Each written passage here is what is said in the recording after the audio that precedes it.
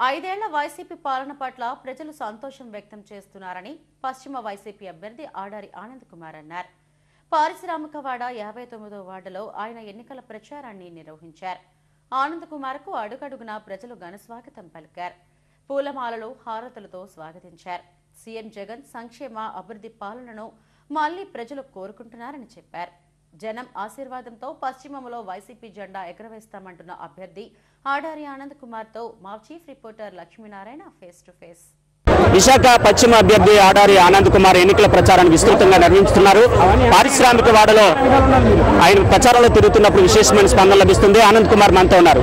Sir చెప్పండి, ఎన్నికల ప్రచారంలో ప్రజల నుంచి వస్తున్నటువంటి స్పందన.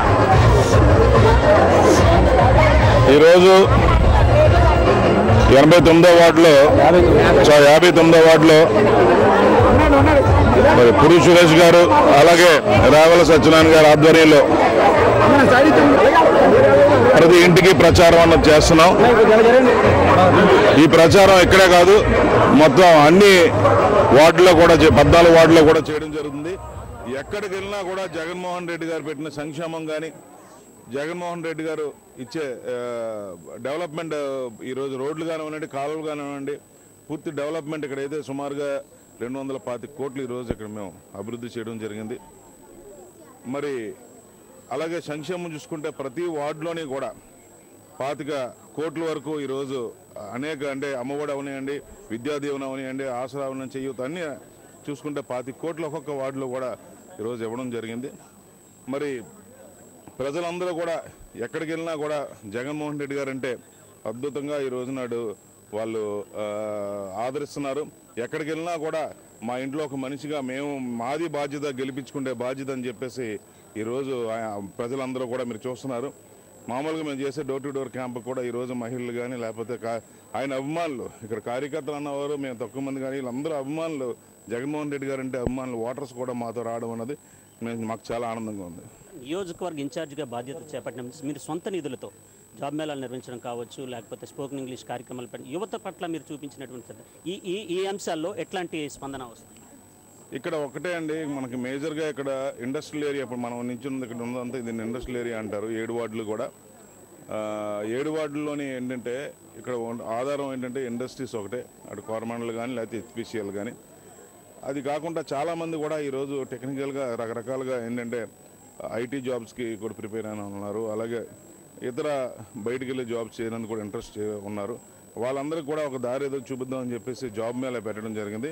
ఆ జాబ్ మేళాలో సుమారుగా మేము ఒక 8,000 మంది పైగా వచ్చారు.